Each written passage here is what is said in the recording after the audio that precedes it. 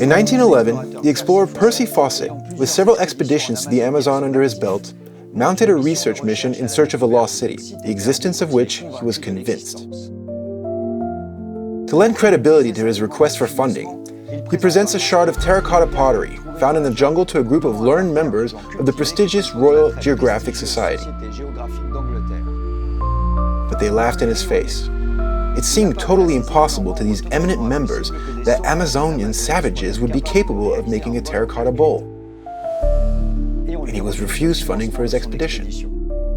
A few months later, still in 1911, the explorer Hiram Bingham threw them back on their sneers and their certainties by discovering the site of Machu Picchu in Peru. This was only 113 years ago, and despite their culture and intelligence, women were not even admitted to these meetings. Who of the Inca or the English of the time were the true savages? A year earlier, in 1910, the Austrian Arthur Poznański was already excavating the Tiwanaku Plateau in Bolivia, home to the extraordinary Pumapunku site. The Royal Geographic Society was also unaware of this, as the important news was not reported in the newspapers at the time. But Poznański had been preceded 30 years earlier by the German archaeologists Alfons Stubel and Max Uhl, who published this book in 1892, illustrating the fact that mockery, more akin to ignorance than intelligence, has no place in science. But even 3 centuries earlier, since their arrival and the sad fate reserved to these populations by the destruction of their empire, the conquistadors and the clergy were also aware of these achievements attributed to the Incas or pre-Incas, since they destroyed, buried, or built churches on a number of them. The Tiwanaku complex is attributed to the pre-Incas, who occupied it from the 2nd century BC to the 8th century AD, just over 1200 years ago. These pre-Incas knew how to cut andesite like no one else, and apparently, if our history is anything to go by, without the use of hard metals such as iron. Faced with the measurements of these precisely executed blocks, geologist Eric Gontier totally changed his point of view, which you can see or will see in detail in our film Back to BAM, available on our YouTube channel. Not only did their dimensions appear standardized from block to block, but they also fall in whole numbers in meters, which was also measured by Stubel and Uhl, who seemingly did not pay any attention to the main dimensions of these 4 blocks, namely a precise height of 1 meter by a width of 1 meter, as well as other parts that fall on 22 or 30 centimeters. It's a well-known fact that things happen by chance, as the pre-Incas, according to our history, could not have known the meter, which was invented centuries later in 1795 in France.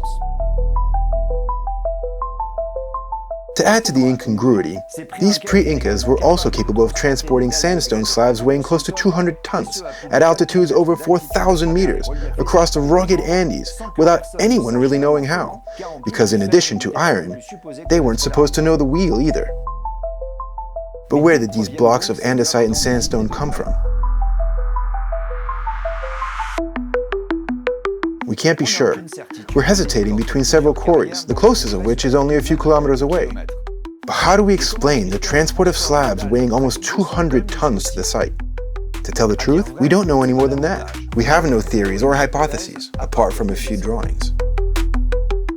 But who is this we? It represents the commonly accepted opinion, very often expressed by the famous expression, "but everybody knows that," without anyone actually having the slightest demonstration of what often completes the sentence.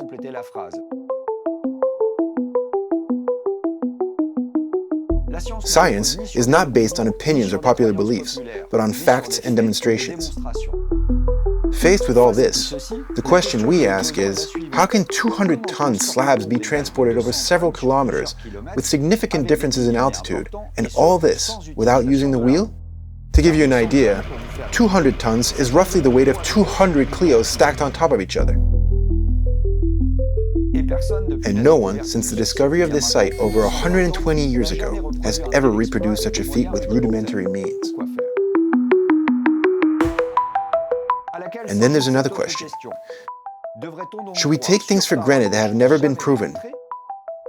Because when we ask these questions, we in turn get laughed at?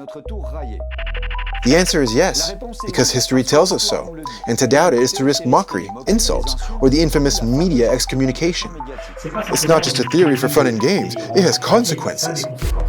But if you've been following us for any length of time, you know that we don't care about any of that. It's with you and for you that we work.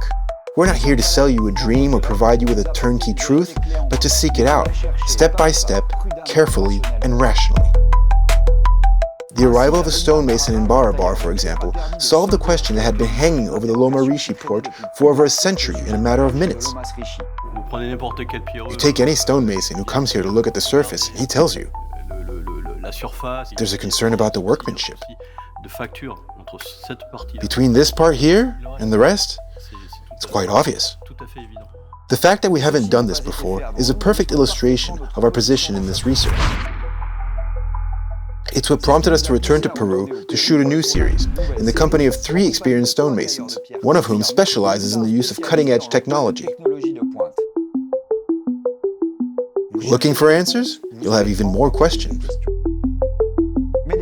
But questions that will shed new light on these creations and put the enigma back at the center of our thinking. These assemblies are so complex and massive that they defy our modern reason and cutting-edge technologies. In both conception and execution, they can only be the result of absolute mastery. Just like Barabar, for those who have already glimpsed the true enigma they represent. Leave aside for the moment everything you think you know about these walls and plunge into the heart of the enigma. You'll ponder like never before, faced with another thought that is so foreign and unusual to us, it truly defies comprehension. You will never look at these sites the same way again.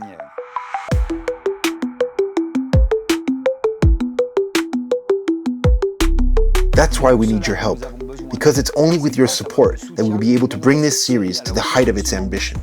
You know our motto, alone we go faster, but together we go farther, and we will go far, I guarantee it.